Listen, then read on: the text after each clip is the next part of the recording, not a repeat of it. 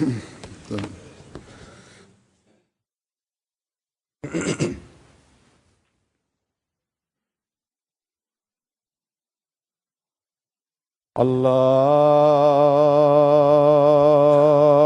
أكبر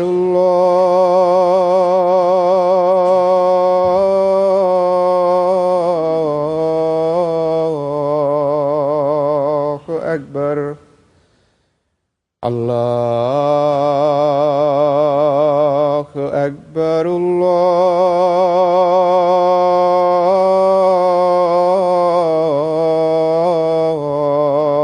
الله أكبر. أشهد أن لا إله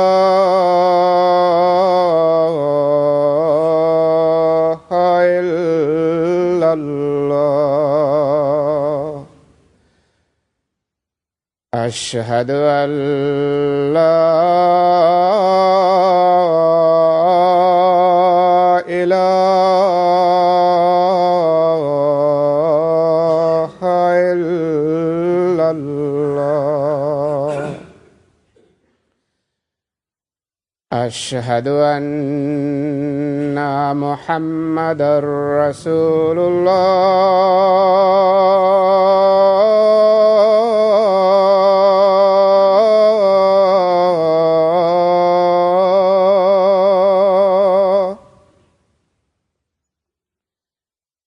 أشهد أن محمدًا رسول الله. حي على الصلاة.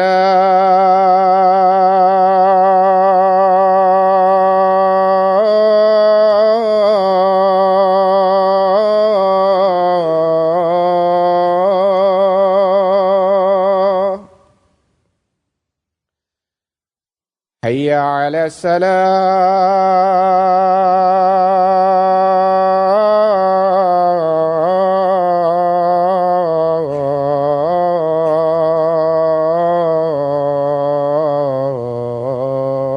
الصلاة.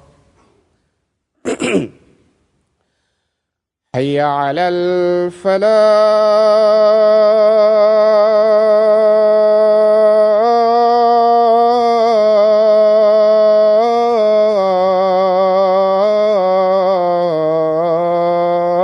الفلاح.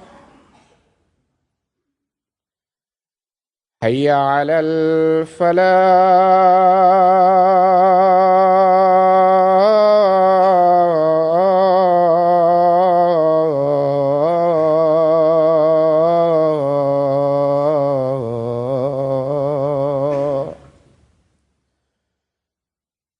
الله أكبر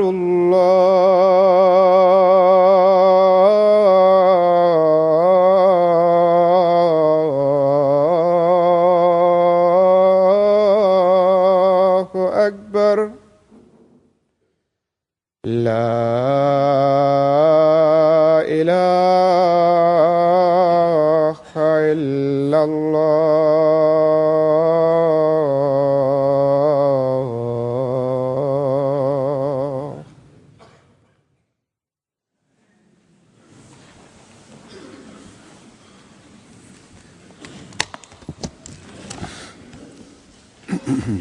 السلام عليكم ورحمة الله.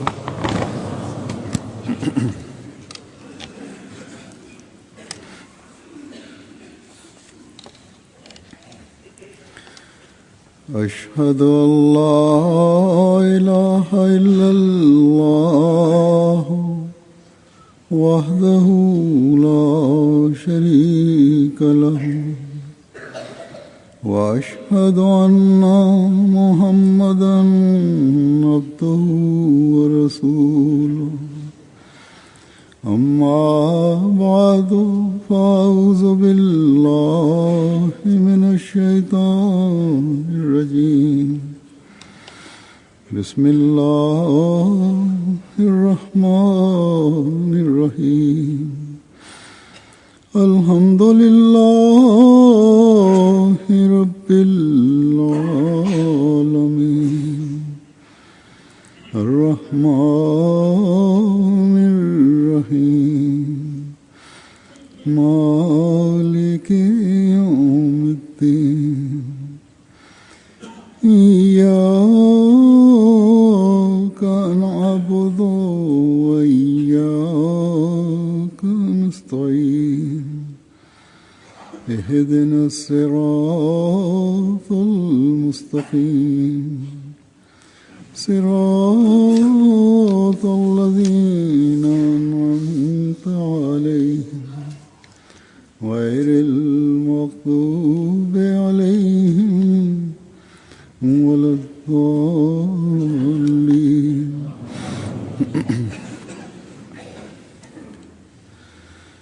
आज का खुतबा भी गुज़श्ता खुतबात के तसलसल में है। आज இன்றைய குத்துபாவும் கடந்த குத்துபாவின் தொடர்ச்சியே ஆகும்.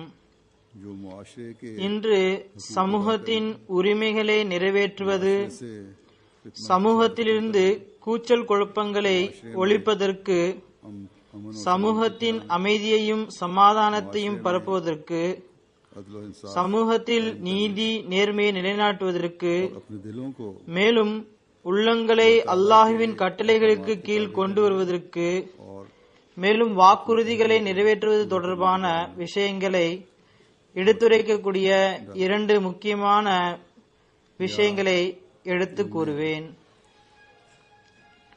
மேலும் இதில் நான் எடுத்து கூறிய திருக்குர்ஆனின் போதனைகள் பற்றியும் எடுத்துரைப்பேன். जिनका मैंने बयान किया अभी இன்று இஸ்லாத்தின் மீது पर इतराज होते हैं। அதன் போதனை நவுஸ்பில்லா கடினமானதாக இருக்கிறது என்று ஆட்சேபனைகள் செய்யப்படுகின்றன. इतना फसाद के अलावा மேலும் कुछ नहीं।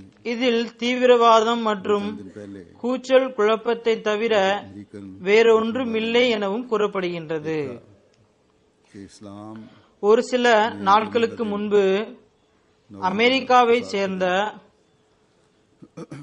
ஒருவர் இஸ்லாத்தில் ஜும்மா நாள் நவுஸ்பில்லா குழப்பத்தை ஏற்படுத்தக்கூடிய நாளாகும் என எழுதியிருந்தார். उस अखबार மேலும் இஸ்லாத்திற்கு எதிராக பலவற்றையும் எழுதியிருந்தார். और ஜமாத் அந்த பத்திரிகை அல்லது எங்கு அது எழுதப்பட்டிருந்ததோ அவரை தொடர்பு கொண்டனர். மேலும் இஸ்லாத்தின் அழகை குறித்து राब्ते करके நமது ஒரு இளைஞர் மிகவும் அழகான கட்டுரையும் எழுதியிருந்தார். और மேலும் அவருடன் தொடர்பு கொண்டு இஸ்லாத்தின் அழகு மற்றும் இஸ்லாத்தின் அழகிய போதனை மற்றும் இஸ்லாத்தின் குறிக்கோள்கள் के बारे में मजीद भी மற்றும் ஜும்மாவின் குறிக்கோள்களை பற்றி விளக்கமாக எடுத்துரைத்தார்கள். मज़ामीन लिखे, आर्टिकल लिखने के लोगों को இது தொடர்பாக மேலும் கட்டுரைகள் எழுதுவதற்கு ये जमात है। நான் சில அறிவுரைகளையும் வழங்கியிருந்தேன். हजरत सल्लल्लाहु अलैहि वसल्लम இன்று இதனை அஹ்மதியா ஜமாத் மட்டும்தான் செய்து வருகின்றது. बढ़ाते हुए அதாவது நபிகள் நாயம் ஸல்லல்லாஹு அலைஹி வஸல்லமுடைய உண்மை நேசரின் குறிக்கோளை முன்னேற்றியவாறு आयल इब्राहिम से இஸ்லாத்தின் மீது தொடுக்கப்படும் தாக்குதல்களுக்கு மட்டும் பதில் கொடுக்காமல் ஆதாரங்களுடன் பகைவர்களின் வாயை அடைக்கிறது. ये हमारा இது நமது பணியே ஆகும். இருந்த போதிலும் இறைவனும் தானே இதற்கான ஏற்பாட்டை செய்துள்ளான். ऐसे इंसाफ पसंद சில சமயங்களில் இஸ்லாமின் அழகை வெளிப்படுத்த जो முஸ்லிம் அல்லாத நீதியை விரும்பக்கூடியவர்களையும் ஏற்படுத்தி விடுகின்றான். चुनाचे एक कैथोलिक இந்த வகையில் ஒரு கத்தோலிக்க கிறிஸ்தவர், उन्होंने இவர் ஒரு ப்ரொஃபசர் ஆவார், ஸ்காலர் ஆவார். அவர் கடந்த வாரம் டெய்லி டெலிகிராஃப் என்ற அந்த பத்திரிகையில் ஒரு கட்டுரை எழுதியிருந்தார். और यहाँ जो அதில் இஸ்லாம் மற்றும் முஸ்லிம்களை அவர் அதில் புகழ்ந்து எழுதியிருந்தார். மேலும் நாஸ்திகருக்கு எதிராகவும் कि मुसलमानों மேலும் இங்குள்ள தேசியவாத அமைப்புகளுக்கு எதிராகவும் அவர் எழுதியிருந்தார். को कायम रखने முஸ்லிம்களுடைய உயர்வான நடவடிக்கைகளையும் உயர்வான போதனைகளையும் நிலைநாட்ட முயற்சி செய்ய வேண்டும் என எழுதியிருக்கின்றார். यही लोग हैं जो खुदा ताला के இன்றைய நாட்களில் மதம் மற்றும் இஸ்லாத்தின் மீது ஆட்சேபனை செய்யக்கூடியவர்கள் இறை இருப்பை மறுக்கக்கூடிய இவர்களே ஆவர். எவ்வாறாயினும் நான் கூறியது போன்று இந்த பணி நம்முடையதே ஆகும். மார்க்கத்தின் தேவை மற்றும் உயிருள்ள இறைவன் இருக்கின்றான் என்பதனை मान ही உலகிற்கு நிரூபித்து காட்ட வேண்டும். अंजाम दे सकते हैं ஏனென்றால் और जमाने ஓர் உண்மையான முஸ்லிமால் தான் இந்த வேலையை செய்ய முடியும். की तालीम को समझने वाले மேலும் காலத்தின் இமாமுடன் இணைந்தவாறு அகமதிகள் மட்டும்தான் और होने चाहिए இஸ்லாத்தின் உண்மையான போதனையை புரியக்கூடியவர்களும் कुरान करीम की அதனை உலகில் பரப்பக்கூடியவர்களும் ஆவர். पर अमल करने से ही हो सकता அவ்வாறு இருக்கவும் வேண்டும். मैंने कहा था இந்த பணியை திருக்குர்ஆனுடைய போதனைகள் மற்றும் கட்டளைகளின்படி செயல்படுவதன் மூலமே செய்ய முடியும்.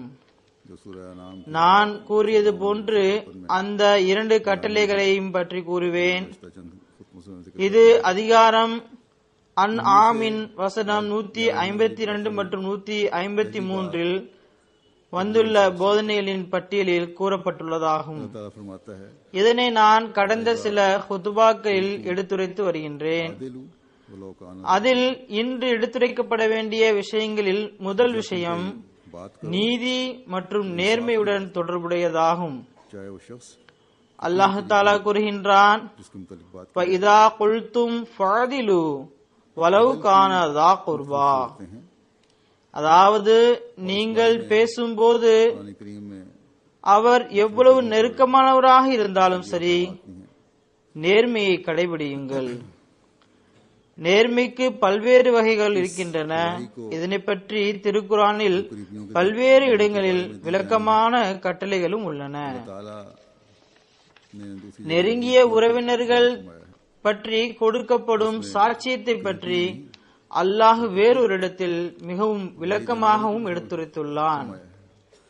அதில் உறவினர்கள் மட்டுமல்ல, மாறாக சாட்சி கூறக்கூடியவரையும் சேர்த்துள்ளான். மேலும் பெற்றோர்களையும் இணைத்துள்ளான்.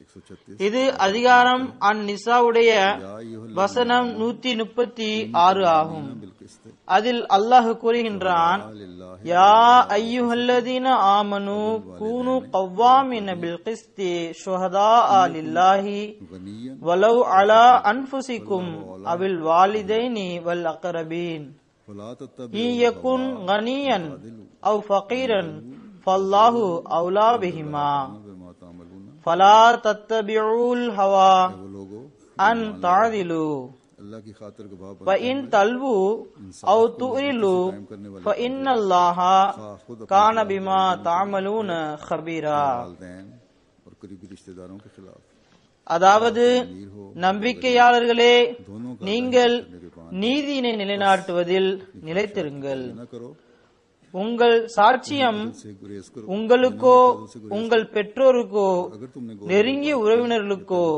कर गए எதிராக இருப்பினும் அல்லாஹுக்காக சாட்சி கூறுவராயிருங்கள். அவர் செல்வராயினும் ஏழையாயினும் சரி, அல்லாஹ் அவ்விருவருக்கும் அதிக அளவில் நன்மையை விரும்பக்கூடியவன் ஆவான். अल्लाह ताला की நீங்கள் நேர்மையுடன் செயல்படுங்கள், நீதியை விட்டு விடாதீர்கள். நீங்கள் மறைத்தாலோ தட்டி கழித்தாலோ நிச்சயமாக நீங்கள் செய்வதனை அல்லாஹ் நன்கு அறிகின்றான். இங்கு சாட்சிகளை பற்றிய போதனை எடுத்துரைக்கப்பட்டுள்ளது. हक और इंसाफ அதாவது உங்களது சாட்சியம் தூய்மையான முறையில் அல்லாஹ்வின் விருப்பத்தினை முன்னிறுத்தியவாறு இருக்க வேண்டும். மேலும் அல்லாஹ்வின் கட்டளையின்படி இருக்க வேண்டும். अदल और इंसाफ कायम करने का एक ஹஜ்ரத் மஸீஹ் மவ்ஊத் அலைஹிஸ்ஸலாத்து வஸ்ஸலாம் அவர்கள் ஓரிடத்தில் கூறுகின்றார்கள், உண்மை மற்றும் நீதியில் நிலைத்திருங்கள். यार உங்களது ஒவ்வொரு சாட்சியமும் இறைவனுக்காக இருக்க வேண்டும். ना ஆக உலகில் நீதி மற்றும் நேர்மையை நிலைநாட்ட ஒரே ஒரு வழி மட்டும்தான் உள்ளது. அது இறை விருப்பத்தினை பெறக்கூடிய குறிக்கோள் ஆகும். और जगह இதனை தவிர உலகில் அநீதி மற்றும் சுயநோக்கத்தை அடைவதனை ஒழிக்கக்கூடிய வேறெந்த உயர்வான வழிமுறையும் இல்லவே இல்லை. सबसे महरूम होना पड़ता है. ஹசரத் மசீஹ் மவ்ஊத் அலைஹிஸ்ஸலாத்து வஸ்ஸலாம் அவர்கள் மற்றொரு இடத்தில் கூறுகின்றார்கள், इंसान में होना அனைத்து வித ஆற்றல்களுக்கும் அரசன் நீதியே ஆகும். இந்த ஆற்றல் மனிதனிடமிருந்து மறைந்து விட்டதென்றால் अमल हो, பிறகு அவர் इंसाफ कायम कर அனைத்தையும் இழந்துவிட நேரிடும். நீதி மற்றும் நேர்மை ஆகிய பண்புகள் மனிதனிடம் இருப்பது அவனது திறமைகளை பிரகாசம் ஆக்கிவிடுகிறது. விளக்கமாக கூறப்பட்ட இந்த வசனத்தின்படி செயல்பட்டால், அதாவது நீதியை நிலைநாட்ட மனிதன் தனக்கு எதிராக சாட்சியம் கூறவும் தயங்கக்கூடாது, தனது பெற்றோருக்கு எதிராக சாட்சி கூறவும் தயங்கக்கூடாது, மேலும் நெருங்கிய உறவினர்களுக்கு எதிராக சாட்சி கூறுவதிலிருந்தும் தவிர்த்திருக்க வேண்டாம். இவ்வாறு இருந்தால் பிறகு ஓர் அழகிய சமூகம் உருவாகிவிடும். पेश किए जाते பிறகு இதற்கான உதாரணம் வேறெங்கும் கிடைக்காது. हकीकत वाज़ेह हो, இரு பிரிவினர்களுக்கிடையில் பிரச்சனை எழும்போதுதான் சாட்சிக்கான தேவை ஏற்படுகின்றது. அப்படிப்பட்ட நேரத்தில் இரு பிரிவினரிடமும் தனது கருத்துக்களை கூறும்படி கேட்கப்படும், अपने அல்லது சில சாட்சிகள் கொண்டு வரப்படுவார்கள். இது பிரச்சனையின் உண்மைத்தன்மை என்னவென்பது தெரிய வரவும், தீர்ப்பு வழங்கவும், நீதி மற்றும் நேர்மையை நிலைநாட்ட எளிமையாக இருக்க வேண்டும் என்பதனாலே ஆகும். சாட்சிகளே பொய்யர்களாக இருந்தால் தமது கூற்றுகளை, தமது கருத்துக்களை மறைத்து தட்டி கழித்தாலோ, அநியாயமாக பிறருடைய உரிமையை பெற வேண்டும் என்பதற்காக கூறினாலோ, பிறகு தீர்ப்பு வழங்கக்கூடியவருடைய தீர்ப்பும் சரியாக இல்லாமல் போகலாம். சரியாக இல்லாமல் மட்டும் இருக்காமல் அதிக அளவு தவறாக இருக்கும். फैसला करने वाले இப்படிப்பட்ட நிலையில் சாட்சிகளை கூறக்கூடியவர்கள் மீதுதான் பாவம் உண்டாகும், தவிர தீர்ப்பு வழங்கக்கூடியவர் மீது பாவம் உண்டாகாது. गुनहगार बन சில சாட்சி தனது சுயநலத்திற்காக அல்லாமல் தனது நெருங்கிய உறவினருடைய நலனுக்காக தவறான சாட்சியத்தை கூறுகின்றனர். फैसला करवाता है, தீர்ப்பு வழங்கக்கூடிய பிரிவினரை தவறாக நடத்த முயற்சி செய்யக்கூடியவர்களாய் இருப்பார்கள். இறுதியில் குற்றவாளிகளாக ஆகிவிடுவார்கள். गवाहियां देकर அது நபிகள் நாயகம் ஸல்லல்லாஹு அலைஹி வஸல்லம் அவர்கள் கூறினார்கள், எவராவது தவறான சாட்சியை கூறி என்னை தவறான தீர்ப்பு வழங்க செய்தால் அது நெருப்பின் துண்டை அவருக்கு கொடுப்பதனை போன்றதாகும். मामलात के ஆக பொய்யான கூற்றை கூறியும் பொய்யான சாட்சி கூறியும் நெருப்பு துண்டை பெறுவதிலிருந்து ஒவ்வொருவரும் தவிர்த்திருக்க வேண்டும். இதிலிருந்து தவிர்த்திருக்கக்கூடியவர் தான் உண்மையான மூமின் ஆவார். लेने की நான் அதிகாரம் அந்நிசாவின் வசனங்களை ஓதினேன். இதற்கு பின்னர் குடும்ப பிரச்சனைகள் தொடர்பான கட்டளைகளும் வருகின்றன. खुला की அநியாயமான முறையில் தனது உரிமைகளை, அது கணவனாக இருந்தாலும் சரி மனைவியாக இருந்தாலும் சரி, பெற முயற்சி செய்யக்கூடியவர்கள், இதனை போன்று தலாக் மற்றும் ஹுலாவின் போது ஆண் அல்லது பெண்ணுடைய உறவினர்கள் சில பொய்யான சாட்சியம் கூறி அநியாயமாக சில பலன்களை பெற முயற்சி செய்யக்கூடியவர்கள் நீதியை கொலை செய்யக்கூடியவர்கள் ஆவார்கள். लेकिन இதன் மூலம் உலகில் தற்காலிக நன்மையை அடைந்து விடுவார்கள். ஆனால் ஹஜ்ரத் நபிகள் நாயகம் ஸல்லல்லாஹு அலைஹி வஸல்லம் அவர்கள் கூறியது போன்று அது நெருப்பு துண்டாகும். அவர்கள் அதனை வாங்கிக் கொள்ளக்கூடியவர்கள் ஆவார்கள். மேலும் இது மறுமையில் தீய முடிவின்பால் இழுத்துச் செல்லும். ख्वाहिशात की पैरवी करके அல்லாஹ் கூறுகின்றான், अदल से दूर जा रहे हैं इस तरह। இரு பிரிவினர்களும் சாட்சி கூறுபவர்களும் தனது விருப்பத்தினை பின்பற்றியவாறு நீதியிலிருந்து விலகிக் கொண்டிருக்கின்றார்கள். ஆகையால் மன இச்சைகளை பின்பற்றாதீர்கள், நீதியை நேர்மையை நிலைநாட்ட முயற்சி செய்யுங்கள். और अगर तुम அடுத்து அல்லாஹ் சுப்ஹானஹு வ தஆலா கூறுகின்றான், வ இன் தல்வு அவ் தூரிலு ஃப இன்னல்லாஹ கான பிமா தஅமலூன खबीरा. करने वाले इंसान को அதாவது நீங்கள் மறைத்தாலோ தட்டி கழித்தாலோ நீங்கள் செய்வதனை அல்லாஹ் நன்கு அறிகின்றான். उससे ஆக இவ்வாறு பொய்யான சாட்சியங்கள் தீர்ப்பு வழங்கக்கூடியவரை ஏமாற்றி விடலாம். फैसला करवा सकते யாரிடம் வழக்கு உள்ளதோ அவரை ஏமாற்றி விடலாம். अल्लाह ताला जो அவரிடமிருந்து தனக்கு சாதகமாக அல்லது எதிர்ப்பினருக்கு எதிராக அல்லது நீதிக்கு மாற்றமாக தீர்ப்பை வழங்க செய்யலாம். खुतबा निकाह ஆனால் நன்கு அறியக்கூடிய இறைவனை நம்மால் ஏமாற்ற முடியாது.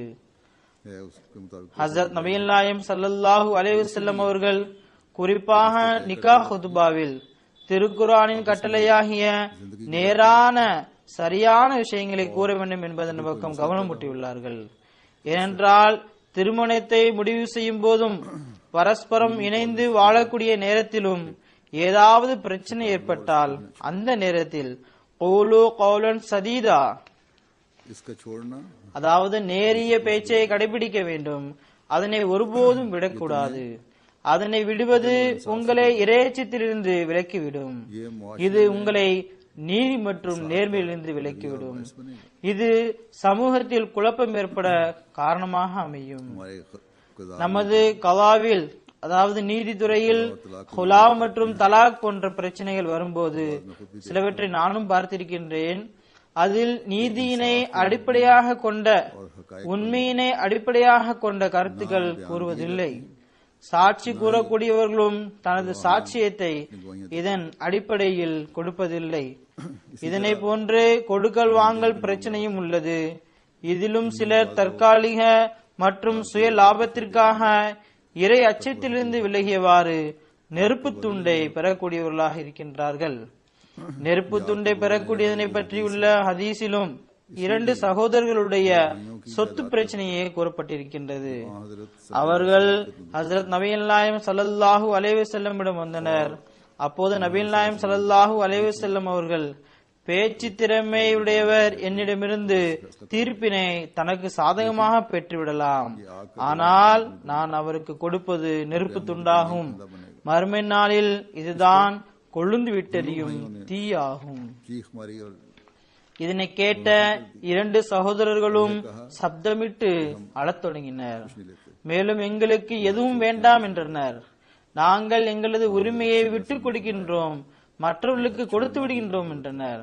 அப்போது ஹஜ்ரத் நபிகள் நாயகம் ஸல்லல்லாஹு அலைஹி வஸல்லம் அவர்கள் கூறினார்கள், தனது உரிமையை விட்டு கொடுப்பதும் தவறாகும். का सबूत है உங்களுக்கு உரிமை இருக்கிறது என்றால் கண்டிப்பாக அதனை வாங்கிக் கொள்ளுங்கள். பிரச்சனை முடிவுக்கு கொண்டு வரப்படவில்லை என்றால், எந்தவித பத்திரமும் இதற்கு சாட்சியாக இல்லை என்றால், சாட்சியாக கொண்டு வருவதற்கு எவரும் இல்லை என்றால் சீட்டு குலுக்கி போடுங்கள். யாருக்கு எந்த பகுதி வருகின்றதோ அதனை பெற்றுக் கொள்ளுங்கள். ஆக இதுதான் தீர்வுக்கான வழியாகும். இந்த இறையச்சத்தின் தரம்தான் ஒரு மூமினிடத்தில் இருக்க வேண்டும். रोक बन रहे होते हैं அல்லாஹ் தாலா நீதியினை நிலைநாட்டுவதில் தடையாக இருக்கக்கூடியவர்கள் மீது கருணை காட்டுவானாக. அவர்களுக்கு அறிவினை வழங்குவானாக. குடும்ப அளவினாலும் சரி, வியாபார அளவினாலும் சரி, உண்மையை அடிப்படையாக கொண்ட சாட்சிகள் இருந்தால், जन्नत का நீதியை நிலைநாட்டுவதற்கான சாட்சிகள் இருந்தால், பிறகு நமது சமூகத்தினால் சொர்க்கத்தின் உதாரணத்தை இவ்வுலகிலும் வெளிப்படுத்தி காட்ட முடியும். நான் கூறியது போன்று திருக்குர்ஆனில் அதில், அதாவது நீதி தொடர்பாக விளக்கமான கட்டளைகள் உள்ளன. कि इन्नल्लाह यामुरुकुम अन तुद्दुल अमानात இது தொடர்பான மேலும் 1-2 வசனங்களை நான் எடுத்துரைக்கின்றேன். அல்லாஹ் தாலா அதிகாரம் அந்நிசாவிலேயே கூறுகின்றான், இன்னல்லாஹ யாமுருக்கும் அன் துவத்துல் அமானாத்தி இலா அஹ்லிஹா வ இதா ஹக்கம்தும் பைனன் நாசி அன் தஹ்குமு பில் அத்ல் இன்னல்லாஹ நிம்மா யஇதுக்கும் பிஹி இன்னல்லாஹ கான சமீயம் பஸீரா. बहुत ही उम्दा है जो अल्लाह அதாவது நீங்கள் அமானத்துகளை सुनने वाला और गहरी नजर அவற்றுக்கு தகுதியானவர்களிடமே ஒப்படைக்க வேண்டும் என்றும், நீங்கள் மக்களுக்கு இடையில் தீர்ப்பு வழங்கும் போது நீதியுடன் தீர்ப்பு வழங்க வேண்டும் என்றும் நிச்சயமாக அல்லாஹ் உங்களுக்கு கட்டளையிடுகின்றான். அல்லாஹ் உங்களுக்கு அறிவுரை கூறுகின்றது எதுவோ நிச்சயமாக அதுவே மிகவும் சிறந்தது. நிச்சயமாக அல்லாஹ் நன்கு கேட்பவனும் பார்ப்பவனுமாவான். ओहदेदारान के இந்த வசனத்தில் முதல் விஷயமாக அமானத்துகளை தகுதியானவரிடம் ஒப்படைக்க வேண்டும் என கூறப்பட்டுள்ளது. இதனை பற்றி சில நாட்களுக்கு முன்பு நான் விளக்கமாக ஒரு குத்துபா கொடுத்திருந்தேன். இந்த வருடம் பொறுப்பாளர்கள் தேர்ந்தெடுப்பதற்கான வருடமாகும். ஆகையால் தனது விருப்பங்களை முன்னிறுத்தாமல், குடும்ப தொடர்பை முன்னிறுத்தாமல், நீதியினை நிலைநாட்டியவாறு, அமானத்துகளுடைய உரிமைகளை நிறைவேற்றியவாறு, தமது பணியில் நீதியுடன் செயல்படக்கூடிய பொறுப்பாளர்களை தேர்ந்தெடுக்க வேண்டும் என கூறினேன். எவ்வாறாயினும் தேர்தல் நடந்து முடிந்துவிட்டது. சில இடங்களில் தேர்ந்தெடுக்கக்கூடியவர்கள் தமது பார்வையில் சிறந்த பொறுப்பாளரை தேர்ந்தெடுத்துள்ளனர். சில இடங்களில் நானே சில மாற்றங்களை செய்தேன். மேலும் ஆலோசனை வழங்கக்கூடியவர்களது ஆலோசனை ஏற்றுக்கொள்ளப்படவில்லை. ஒருவர் சிறப்பாக செயல்பட்டு வந்திருந்தால் அவரே இருக்குமாறு செய்யப்பட்டுள்ளது. ஒவ்வொருவருக்கும் பணியாற்றுவதற்கு ஒரு தரம் இருக்கின்றது. அந்த தரத்தை அந்த மனிதன் அடைந்துவிட்டால், அவரது திறமைகள் அதுவரை சென்றுவிட்டால், பிறகு அந்த பிரிவில் மேலும் முன்னேற்றம் ஏற்படாது. ஓரிடத்தில் சிறப்பாக பணியாற்றாதவர் வேறொரு இடத்தில் சிறப்பாக பணியாற்ற முடியும். இதனாலும் சில மாற்றங்கள் செய்யப்பட்டுள்ளன. சிலரை கோபத்தின் காரணமாக மாற்றம் செய்யப்பட்டுள்ளது என சில மக்கள் கருதுகின்றனர். கோபத்தை விட ஜமாத் நலன்தான் அங்கு பார்க்கப்பட்டுள்ளது. நான் இதில் எங்கு ஜமாத் நலனை பார்த்தேனோ அங்கு மாற்றங்கள் செய்யப்பட்டன. அங்கு நீதியும் இதுவாகவே இருந்தது. அதாவது அப்படிப்பட்ட பிரிவுகளில் மாற்றங்களை கொண்டு வருவது அவசியமானதாக இருந்தது. உள்ளங்களின் நிலையை அல்லாஹ்வே நன்கு அறிகின்றான். நாம் ஆலோசனை மற்றும் முடிவுகளை வெளிப்படையான நிலை கண்டே செய்கின்றோம். ஆனால் சில நாடுகளின் உள்ளூர் ஜமாத்துகளில் தற்பொழுது கூட சுய விருப்பம் மற்றும் உறவுகளுக்கு முக்கியத்துவம் அளிக்கப்பட்டு பொறுப்பாளர்கள் தேர்ந்தெடுக்கப்பட்டிருக்கின்றார்கள். அல்லாஹு தாலா இப்படிப்பட்ட மக்கள் மீது கருணை புரிவானாக. மேலும் நீதியை விட தனது சுய விருப்பத்திற்கு முக்கியத்துவம் வழங்கக்கூடிய இவர்களுக்கு அறிவை வழங்குவானாக. எவ்வாறாயினும் தேர்தல்கள் முடிந்துவிட்டன. ஆனால் தற்பொழுது பொறுப்பாளர்களாக தேர்ந்தெடுக்கப்பட்டவருடைய கடமை என்னவென்றால், தனது பலகீனங்களை இறைவன் முன்பு வைத்தவாறு அவனிடம் மன்னிப்பு மற்றும் உதவியை வேண்டக்கூடியவர்களாக வேண்டும். நீதியினை நிலைநாட்டியவாறு தனது பொறுப்புகளை நிறைவேற்ற வேண்டும். பொறுப்பும் ஒரு சேவையாகும், அல்லாஹ்வின் அருளாகும், பரிசு ஆகும். அதற்கு கண்ணியம் அளிக்க வேண்டும்.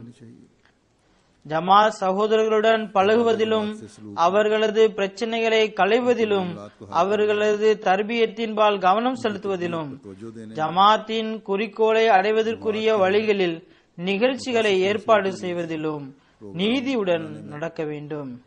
கடினமாக உழைக்க வேண்டும். கடினமாக உழைப்பதற்குரிய உரிமையை செலுத்துவதற்கு முயற்சி செய்யுங்கள். ஏனென்றால்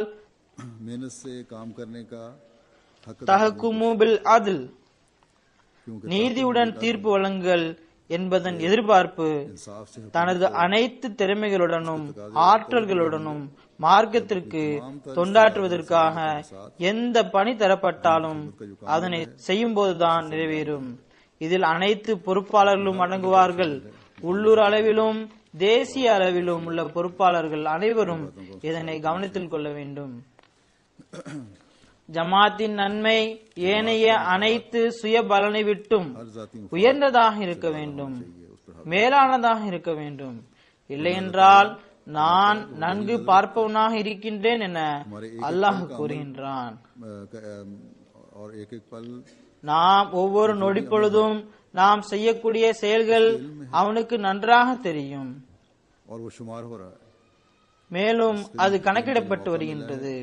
மார்க்கத்திற்கு சேவை செய்வதற்காக கிடைத்த வாய்ப்பினை இறை அருளாக கருதி தேர்ந்தெடுக்கப்பட்ட ஒவ்வொருவரும், மேலும் நியமிக்கப்பட்ட பொறுப்பாளர்களும் சிறப்பாக செயல்படுவதற்கு முயற்சி செய்ய வேண்டும்.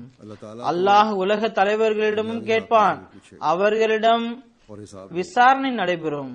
மேலும் இறைவன் பெயரால் ஏதாவது ஒரு பணிக்காக நியமிக்கப்பட்டவர் தனது அமானத்துகளுக்குரிய உரிமையை செலுத்தவில்லை என்றால், நீதியுடன் தனது பொறுப்புகளை நிறைவேற்றவில்லை என்றால், உலகவாதிகளை விட அதிகமாக விசாரிக்கப்படுவார்கள்.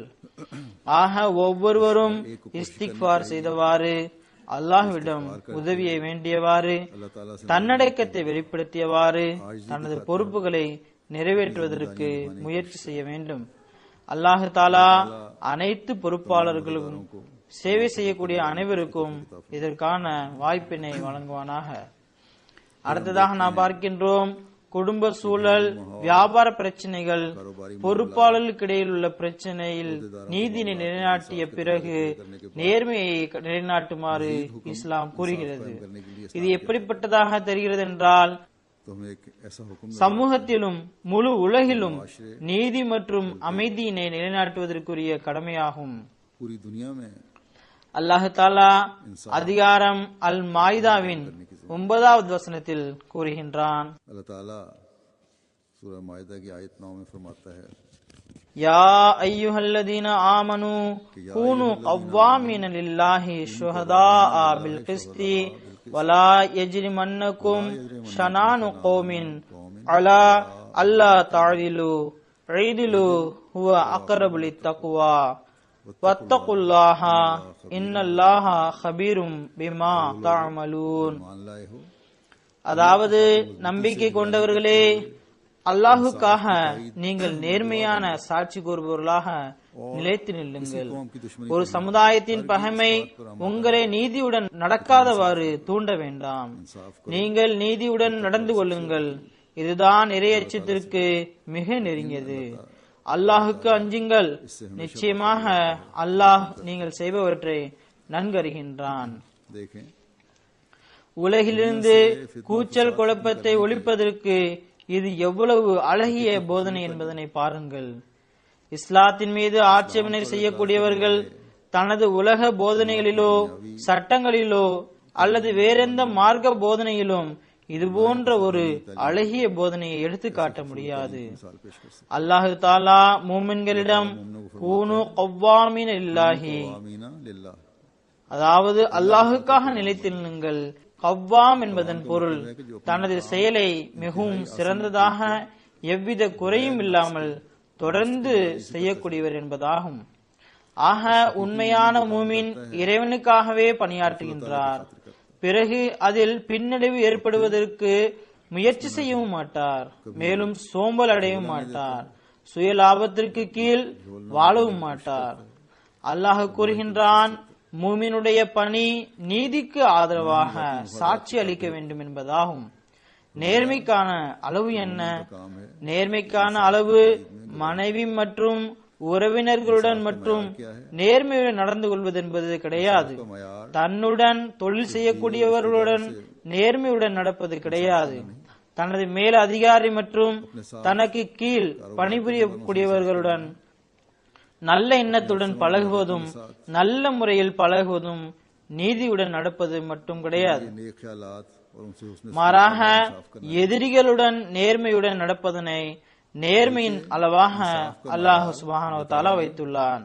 ஏனென்றால் உண்மையான இறையச்சம் எதிரிகளுடன் நீதி மற்றும் நேர்மையுடன் நடக்கும்போதுதான் கிடைக்கும். அப்போதுதான் உண்மையான முஸ்லிம் ஆவதற்கான தரத்தை அடைய முடியும். அப்போதுதான் தப்லீகிற்கான வழிகள் திறக்கும். அப்போதுதான் மற்றவர்களின் மீது இஸ்லாத்தின் உண்மையான போதனை வெளிப்படும். இந்த வசனத்தின் இறுதியிலும் அல்லாஹ் தஆலா கூறுகின்றான், உங்களது ஒவ்வொரு செயலையும் அல்லாஹ் தஆலா பார்க்கின்றான். உங்களுடைய தரம் இதுவாக இல்லை என்றால் பிறகு நீங்கள் இறை அச்சத்தின்படி செயல்படக்கூடியவராக கருதப்பட மாட்டீர்கள். அல்லாஹ் கவ்வாம் என்று கூறி தொடர்ந்து நேர்மையுடன் நிலைத்திருக்குமாறு கட்டளையிட்டிருக்கின்றான். இதனை பற்றி ஹஜ்ரத் மஸீஹ் மவ்ஊத் அலைஹிஸ்ஸலாத்து வஸ்ஸலாம் அவர்கள் கூறுகின்றார்கள், உண்மையின்படி முழுமையாக செயல்பட்டால் ஒழிய அடைய முடியாத நீதியை பற்றி இறைவன் கூறுகின்றான்,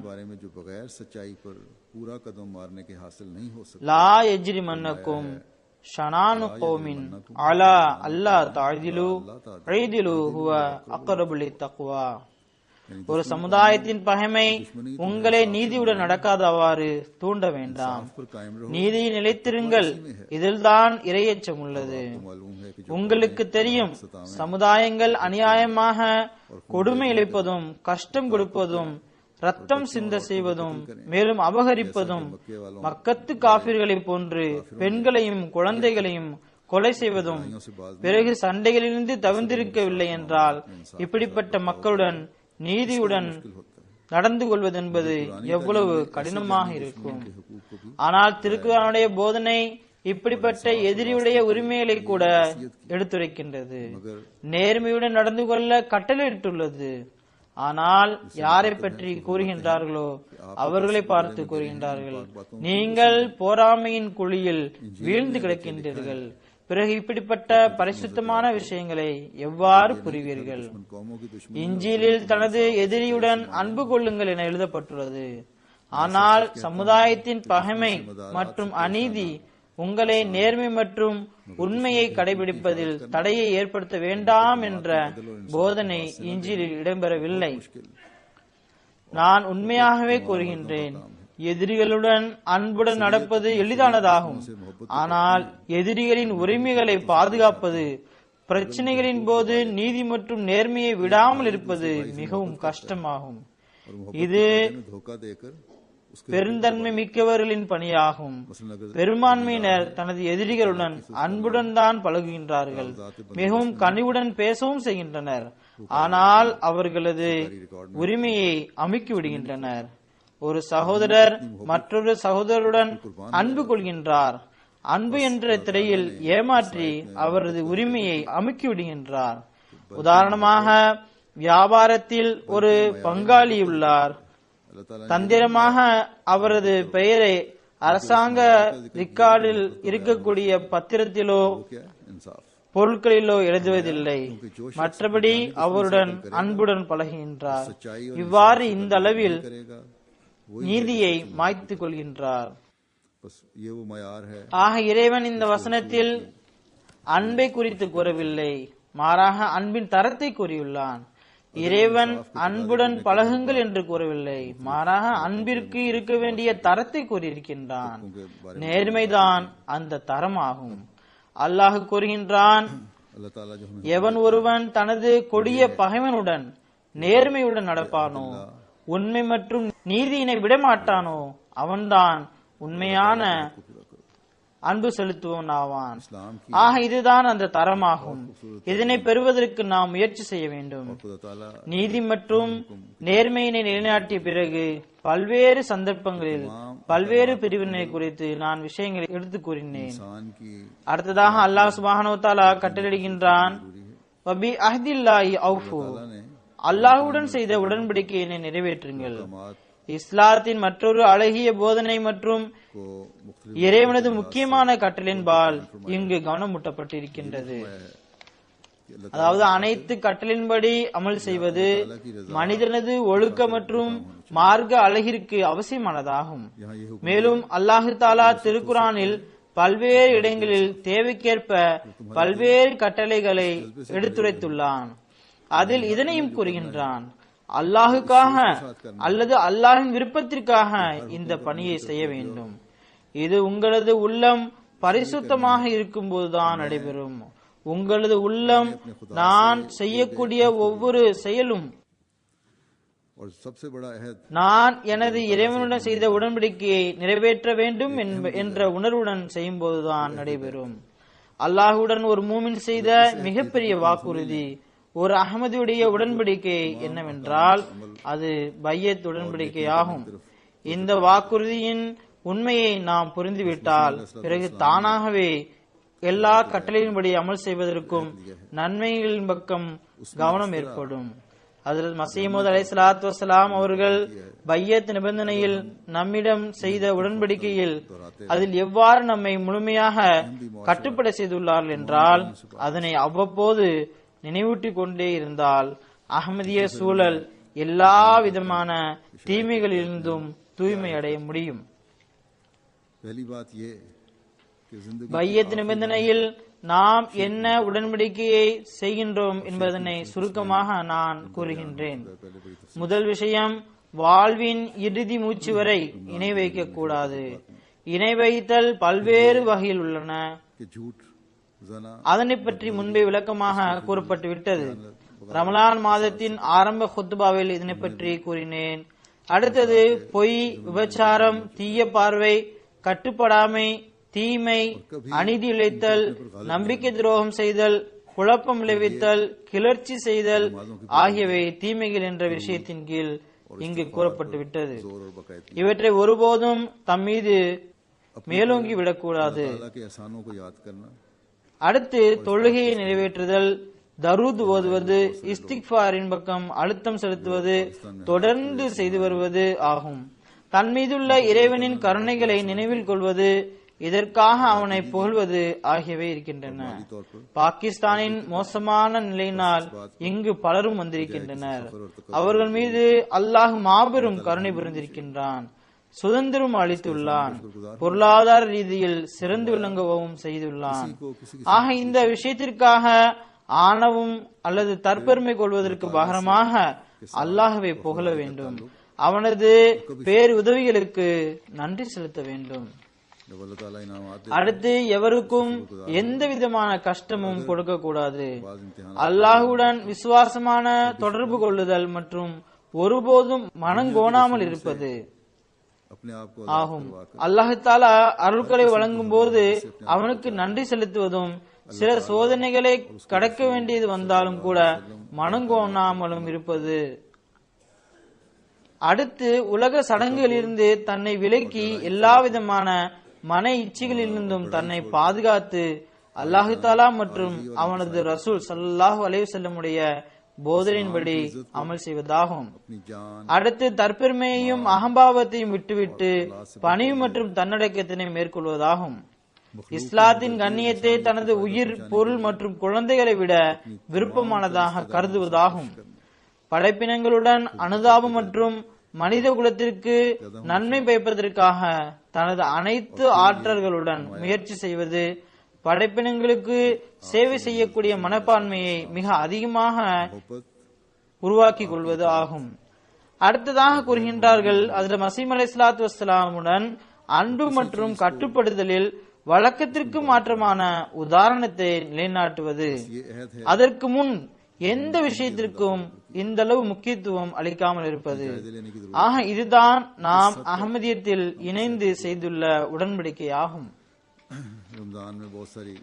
எந்த அளவு இந்த உறுதிமொழியை நாம் நிறைவேற்றுகின்றோம் என தன்னை ஆராய வேண்டிய அவசியம் உள்ளது. ரமலானில் பல்வேறு நன்மைகள் செய்வதற்கு வாய்ப்பு கிடைத்திருக்கும். இன்று கடைசி நாளாகும். இதுவரை இதனை நாம் எந்த அளவு செய்து வந்துள்ளோம் என ஆராய வேண்டும். மேலும் இதனை வருடம் முழுவதும் செய்து வர வேண்டும். நாம் எந்த அளவு அல்லாஹுடன் விசுவாசத்திற்கான வாக்குறுதியினை நிறைவேற்றுகின்றோம் என்பதனை ஆராய வேண்டும். அல்லாஹ் தஆலா கூறுகின்றான், நீங்கள் இவ்வாறு உடன்படிக்கை செய்தீர்கள் என்றால் உங்களுக்கு மாபெரும் கூலி கிடைக்கும். எப்படிப்பட்ட கூலி கிடைக்கும் என்றால் அதனை உங்களால் சிந்தித்து கூட பார்க்க முடியாது. ஆகையால் உடன்படிக்கை செய்து அதன்படி அமல் செய்யுங்கள். அடுத்து அல்லாஹ் தஆலா இந்த வாக்குறுதியையும் அளிக்கின்றான். அதாவது நீங்கள் அல்லாஹுடன் செய்த உடன்படிக்கையை நிறைவேற்றினால் அல்லாஹ் தஆலா உங்களுடைய உள்ளங்களை தூய்மைப்படுத்தி எல்லா விதமான அழுக்குகளிலிருந்தும் பரிசுத்தப்படுத்தி அவனுக்கு நெருக்கமான மக்களுடன், மேலும் அவன் நேசிக்கக்கூடிய மக்களுடன் உங்களை சேர்த்து வைப்பான். உடன்படிக்கை நிறைவேற்றவில்லை என்றால் அருள்களுக்கு உரியவராக மட்டும் ஆக மாட்டோம் என கருதாதீர்கள். மாறாக அல்லாஹ் கூறுகின்றான், உங்களிடம் உங்களுடைய உடன்படிக்கை குறித்து விசாரிக்கப்படும். இதில் எல்லா வகையான உடன்படிக்கைகளும் அடங்கும். இறைவனுடன் செய்த உடன்படிக்கையை நிறைவேற்றாதனாலும் விசாரிக்கப்படுவார்கள். மேலும் அடியார்களுடன் செய்த உடன்படிக்கையை, அதாவது திருக்குர்ஆனுடைய கட்டளைக்கேற்ப செய்யப்பட்ட உடன்படிக்கையை நிறைவேற்றாததினாலும் விசாரிக்கப்படுவீர்கள். உதாரணமாக கடந்த குத்துபாவில் அனாதைகளை பராமரிப்பது பற்றி கூறப்பட்டது. அல்லாஹ் தஆலா இவர்களை பாதுகாக்கக்கூடிய பொறுப்பையும் உடன்படிக்கையாக ஆக்கியுள்ளான். நீங்கள் இந்த பொறுப்பை நிறைவேற்றவில்லை என்றால் பிறகு நீங்கள் உடன்படிக்கையை முறிக்கின்றீர்கள். இதனை பற்றி அல்லாஹு தாலா விசாரணை செய்வான். இதனை போன்று அரசாங்க தலைவர்கள் உள்ளனர். इनको संभालने की அவர்கள் தமது அரசாங்க பணிகளை சரியாக நிறைவேற்றவில்லை என்றால் அவர்களும் பதில் கூற வேண்டியது இருக்கும். பொதுமக்களுடைய உரிமைகளை செலுத்தவில்லை என்றால் அவர்களும் விசாரிக்கப்படுவார்கள். துரதிருஷ்டவசமாக முஸ்லிம் நாடுகளில் எத்தனை தலைவர்கள் உள்ளனரோ அவர்களின் நிலை இதுவாகவே உள்ளது. அவர்கள் தனது கடமையை நீதி மற்றும் நேர்மையுடன் செலுத்துவதும் இல்லை, பொதுமக்களின் உரிமைகளை செலுத்துவதும் இல்லை. விசாரிக்கப்பட மாட்டோம் என பயமின்றி இருக்கின்றார்கள். அல்லாஹு தாலா கண்டிப்பாக விசாரிக்கப்படுவீர்கள் என கூறுகின்றான். பொறுப்பாளர்களை பற்றி ஏற்கனவே கூறப்பட்டுவிட்டது. அவர்கள் நேர்மையாக நடக்க வேண்டும். அவர்களும் தனது உரிமையை செலுத்தவில்லை என்றால் எந்த அளவு ஜமாத் பணிக்காக நேரம் ஒதுக்க வேண்டுமோ அவ்வளவு ஒதுக்கவில்லை என்றால், சிந்தித்து தீர்ப்பு வழங்கவில்லை என்றால், ஜமாத் உறுப்பினர்களுடன் பிரச்சனையில் நீதியுடன் நடக்கவில்லை என்றால் அவர்கள் அல்லாஹ்விடம் பதில் கூற வேண்டிய வரும். ஒரு சாதாரண அகமதி தனது உடன்படிக்கையை நிறைவேற்றுவது, தன் மீதுள்ள பொறுப்புகளை நிறைவேற்றுவதனை குறித்து நான் எடுத்துரைத்து வந்துள்ளேன். பையத் நிபந்தனையின் உடன்படிக்கையை நிறைவேற்ற முயற்சி செய்யவில்லை என்றால் பிறகு இறைவன் முன்பு பதில் கூற வேண்டியது வரும். மேலும் இன்னொரு உடன்படிக்கையும் உள்ளது. அதன்பால் நான் கவனம் ஊட்ட விரும்புகின்றேன். அதாவது ஒவ்வொரு நாட்டிலும் வாழக்கூடிய குடிமகன்கள் இறைவனை சாட்சியாக வைத்து அல்லது திருக்குரானை சாட்சியாக வைத்து நாட்டுடன் செய்யக்கூடிய உடன்படிக்கையும் அல்லது நாட்டின் அரசருடன் செய்யும் உடன்படிக்கையையும் நிறைவேற்ற வேண்டிய உடன்படிக்கைகள் ஆகும். அதனை நிறைவேற்றுவது, அதன்படி செயல்படுவது ஒவ்வொரு முஸ்லிமின் மீதும் கடமையாகும். உடன்படிக்கையை நிறைவேற்றாமல் இருப்பது என்பது ஈமானின் பலகீனமாகும். ஹஜ்ரத் நபிகள் நாயகம் ஸல்லல்லாஹு அலைஹி வஸல்லம் அவர்கள் கூறினார்கள், நாட்டுப்பற்று ஈமானின் அங்கமாகும். இதனுடைய நுட்பத்தினை குறித்தும் அகமதிகள் சிந்திக்க வேண்டும். சில இடங்களில் தொழில் செய்யக்கூடிய சிலர் தொழிலுக்காக பணியாளர்களை அமர்த்துகின்றனர். அவர்களுக்கு மிகவும் குறைவான கூலி வழங்குகின்றனர் அல்லது குறைவான கூலியையே வெளிப்படுத்துகின்றனர். மிச்சத்தை பெனிஃபிட் கவுன்சிலிடம் கேட்குமாறு கூறுகின்றார்கள். நாங்கள் உங்களது நன்மைக்காகத்தான் இவ்வாறு செய்கின்றோம் என அவர்கள் கூறுகின்றனர். இதில் அவர்கள் தானும் பொய் கூறுகின்றனர், மற்றவரையும் பொய் கூற வைக்கின்றனர். தானும் உடன்படிக்கையை மீறுகின்றனர், மற்றவரையும் உடன்படிக்கையை மீற செய்கின்றனர். உண்மையான விஷயம் இதில் அவர்கள் சுயமாக லாபம் பெறுகின்றனர். இப்படிப்பட்ட மக்கள் இவ்வாறு சம்பாதிக்கக்கூடியதிலிருந்து டாக்ஸை ஏமாற்றுகின்றனர். இது அரசாங்கத்திற்கு ஏற்படும் நஷ்டமாகும். அரசாங்கத்துடன் செய்த உடன்படிக்கையை மீறுவதாகும். அந்த பணியாளர்களுக்கு குறைவான கூலி கொடுத்து முழுமையான பணியை வாங்கி அல்லது கூலியை விட கொஞ்சம் அதிகமாக வேலை வாங்கி கவுன்சிலில் இருந்து அவர்களுக்கு அலோன்ஸ் பெற்றுக் கொடுத்து நாட்டின் ஹசானாவிற்கு பாதிப்பை ஏற்படுத்துகின்றனர். இந்த நாட்டின் குடியுரிமையை பெற்று இவ்வாறு செய்யும் இந்த அனைத்து விஷயங்களும் முழுமையான மற்றும் மாபெரும் அநீதியாகும். மேலும் உடன்படிக்கையை முறிப்பதாகும். இது பையத் உடன்படிக்கையையும் முறிப்பதாகும். ஏனென்றால் எப்போதும் உண்மையுடன் நடப்பேன் என்பதுதான் பையத் உடன்படிக்கையாகும். ஆக அவர்கள் அரசாங்கத்துடன் செய்த உடன்படிக்கையை மீறுகின்றனர், இறைவனுடன் செய்த உடன்படிக்கையை மீறுகின்றனர், மேலும் பாவம் செய்தவர்களாகின்றனர். ஆக ஒரு அகமதிக்கு எல்லா விஷயங்களிலும் தன்னை ஆராய வேண்டிய அவசியம் உள்ளது. உடன்படிக்கையை நிறைவேற்றாததினால் ஏற்படக்கூடிய மற்றொரு தீமையை பற்றி நான் கூற விரும்புகின்றேன். இது வீட்டிலிருந்து வெளியேறி இரண்டு வீட்டையும் குடும்பத்தின் அமைதியை சீர்குலைக்க காரணமாக அமைகின்றது. அது ஹுலா மற்றும் தலாக் போன்ற சமயத்தில் இதற்கு முன்பு இதனை பற்றி கூறி வந்துள்ளேன். அல்லாஹ்வின் கட்டளையின்படி அமல் செய்யாமல் இருப்பது மற்றும் தனது உடன்படிக்கையை மீறுவது போன்றவற்றை பற்றி ஏற்கனவே கூறிவிட்டேன். இந்த பட்டியலில் நேர்மை, நேரிய பேச்சை பேசுவது போன்றவை பற்றி ஏற்கனவே கூறப்பட்டுவிட்டது. இதன்படி அமல் செய்தால் பிரச்சனைகள் தீர்ந்துவிடும் அல்லது பிரச்சனைகள் உருவாகாமலே இருக்கும். ஆனால் பிரச்சனை உருவாகும் போது கணவன் மனைவிக்கிடையில் கருத்து வேறுபாடு ஏற்படும் போது அவர்கள் நமக்கு கூறிய அறிவுரைகளை குறிப்பாக கண்முன் நிறுத்த வேண்டும்.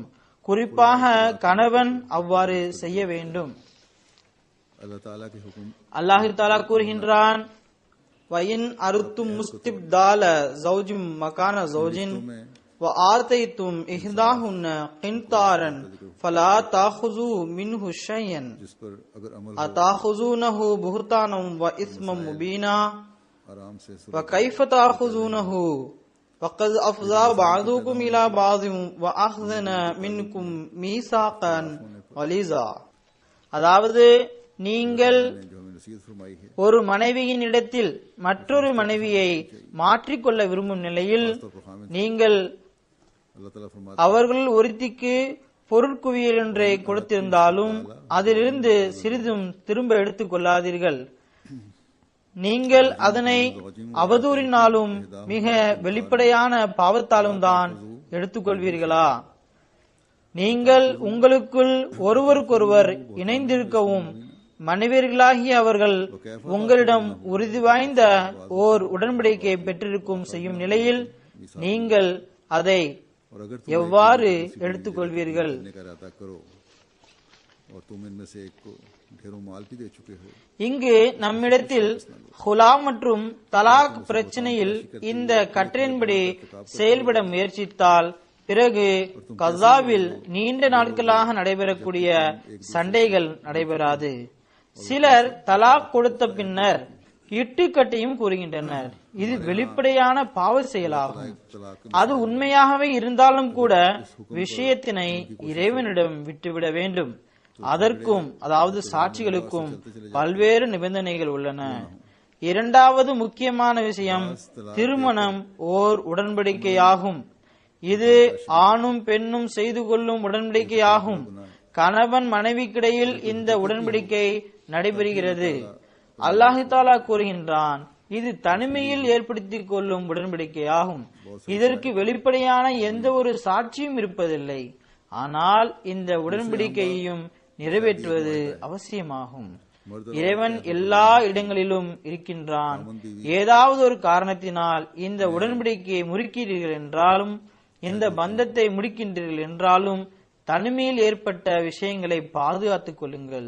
மேலும் நீங்கள் கொடுத்த அன்பளிப்புகளை திரும்ப கேட்காதீர்கள். கதா பெண்ணின் சில வெளிப்படையான தவறுகளை பார்த்து முடிவெடுத்தாலே தவிர அவற்றை கேட்கக்கூடாது. हर जगह मौजूद है எந்த நிலையிலும் ஆண் நிர்ணயிக்கப்பட்ட மெஹர் தொகையை செலுத்திவிட வேண்டும். ஹுலா கொடுத்து விட்டால் என்ற சாக்குப்போக்குகளை கூறாமல் கொடுத்துவிட வேண்டும். மெஹருக்கு இதனுடன் எந்தவித தொடர்பும் இல்லை. இது போன்ற சாக்குப்போக்குகளை கூறக்கூடாது. இதற்கு மேலும் பல விளக்கங்கள் உள்ளன. தற்பொழுது நான் இதன் பக்கம் கவனமூட்ட விரும்புகின்றேன்.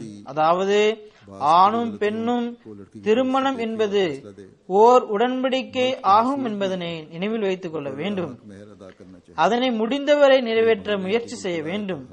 துரதிருஷ்டவசமாக हक मेहर से உடன்படிக்கையை முறிப்பதாய் இருந்தாலும் சில விஷயங்களை பாதுகாக்க வேண்டும்.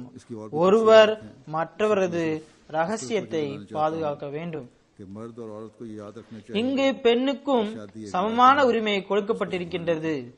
இதனை இறைவன்தான் நிர்ணயித்துள்ளான். பெண்ணுக்கும் கடமை இருக்கின்றது. அவளும் நேரிய கூற்றினை கையாண்டு நேர்மையினை மேற்கொண்டு இந்த உடன்படிக்கையை நிறைவேற்ற வேண்டும். தனது வீட்டின் பொறுப்புகளை கண்காணிக்க வேண்டும். வேறு விதமான சூழ்நிலை ஏற்பட்டால் ஆண்கள் மீது எதனையும் இட்டுக்கட்டி கூறக்கூடாது. ஹஜ்ரத் மஸீஹ் மவ்ஊத் அலைஹிஸ்ஸலாத்து வஸலாம் அவர்கள் औरत का भी फर्ज है ஒரு மூமினிடம் தென்பட வேண்டிய தரத்தை குறித்து கூறுகின்றார்கள். से काम लेते हुए தனது விவகாரத்தில் करने के लिए अपने घर की जिम्मेदारी அது இறைவனுடனோ படைப்பினங்களுடனோ தொடர்புடையதாக இருந்தாலும் அந்த மூமின் சுதந்திரமான மற்றும் கட்டுப்பாடற்றவர் அல்ல. மாறாக இறைவனது பார்வையில் எந்த விதமான ஆட்சேபனைக்கும் ஆளாகிவிடக் கூடாது என அச்சப்பட்டு கொண்டிருப்பர். தம்மிடமுள்ள அமானத்துகளையும் தாம் செய்த உடன்படிக்கைகளையும் கவனத்துடன் பேணி வருவர். எப்போதும் தம்மிடமுள்ள அமானத்துகளையும் தமது உடன்படிக்கைகளையும் கண்காணித்து வருவர். இறை அச்சம் என்ற தொலைநோக்கியுடன் அதன் அந்தரங்க நிலையை கவனித்து வருவர். அவர்களிடம் உள்ள அமானத்துகளும் அவர்களது உடன்படிக்கைகளிலும் மறைவாக எவ்வித குறைபாடும் வந்துவிடக் கூடாது என நினைப்பார்கள். அவர்களிடம் உள்ள இறைவனது அமானத்துகளை, அதாவது அனைத்து ஆற்றல்களையும் அனைத்து உறுப்புகளையும், உயிர், பொருள், கண்ணியம் ஆகியவற்றை இறை அச்சத்தை பின்பற்றியவாறு அதற்கேற்ற இடங்களில் உபயோகப்படுத்துவார்கள். ஈமான் கொள்ளும் போது இறைவனுடன் செய்த உடன்படிக்கையை முழுமையான சத்தியத்துடன் நிறைவேற்றுவதற்கான முயற்சியில் ஈடுபட்டுக் கொண்டிருப்பார்கள். இதனை போன்று அவர்களிடம் உள்ள படைப்பினங்களின் அமானத்துகளை, மேலும் அமானத்தின் கட்டளின் கீழ் உள்ள பொருட்கள் அனைத்திலும் சக்தி உள்ளவரை அவர்கள் தக்குவாவின்படி செயல்படுவார்கள். அதில் ஏதாவது முரண்பாடு ஏற்பட்டால் தக்குவாவை முன்னிறுத்தி முடிவு எடுப்பார்கள். அந்த முடிவினால் அவர்களுக்கு இழப்பு ஏற்பட்டாலும் சரியே. ஹஜ்ரத் மஸீஹ் அலைஹிஸ்ஸலாத்து வஸ்ஸலாம் அவர்கள் கூறுகின்றார்கள், மனிதனுடைய ஆன்மீகத்தின் அனைத்து அழகும் தக்குவாவின் அனைத்து நுட்பமான வழிகளிலும் செல்வதில் உள்ளது. தக்குவாவின் நுட்பமான வழிகள் ஆன்மீக அழகின் நுண்ணிய வரைபடமும் அழகிய வடிவமும் ஆகும். இறைவனது அமானத்துகளையும் நம்பிக்கையின் உடன்படிக்கையையும் முடிந்தவரை பேணி பாதுகாப்பது தலை முதல் பாதம் வரை ஆற்றல் மற்றும் உறுப்புகளில் உள்ள வெளிப்படையான கண்கள், காதுகள், கைகள் போன்றவையும் உட்புறமாக உள்ளம் போன்ற ஆற்றல்களும் ஒழுக்கங்களும், இவைகளுக்கு எந்த அளவு ஆற்றல்கள் உள்ளனவோ அவற்றை காலத்திற்கும் இடத்திற்கும் ஏற்ப உபயோகப்படுத்துவது, அனுமதிக்கப்படாத செயல்களிலிருந்து தடுப்பது, மறைவான தாக்குதலிலிருந்து கவனமாக இருப்பது, இத்துடன் அடியார்களுக்குரிய உரிமைகளை செலுத்துவது போன்றவை மனிதனின் ஆன்மீகத்தில் அனைத்து அழகுடன் தொடர்பு உடையவற்றை பெறுவதற்குரிய வழிகளாகும். இறைவன் திருக்குரானில் தக்வாவுக்கு லிபாஸ், அதாவது ஆடை என்று பெயர் சூட்டியுள்ளான். லிபாசு தக்வா, இது திருக்குரானுடைய சொல்லாகும். இது ஆன்மீக அழகு, ஆன்மீக பொலிவு தக்குவாவில் இருந்து தான் பிறக்கிறது என்பதனை தெரிவிக்கின்றது. தக்குவா என்பது மனிதன் இறைவனது அனைத்து அமானத்துகளையும் ஈமானின் உடன்படிக்கைகளையும், மேலும் படைப்பினங்களின் அனைத்து அமானத்துகளையும் உடன்படிக்கைகளையும் முடிந்தவரை பேணி பாதுகாக்க வேண்டும். அதாவது அதன் நுண்ணிய பகுதிகளை கண்காணித்து அதன்படி முடிந்தவரை செயல்பட வேண்டும். ஆக நாம் தக்வாவின்படி செயல்புரிந்து இறைவனது கட்டளையின்படி அமல் செய்யக்கூடியவர்களாக ஆவோமாக. மேலும் தனது அனைத்து உடன்படிக்கைகளையும் பேணி பாதுகாக்கக்கூடியவர்களாக ஆவோமாக.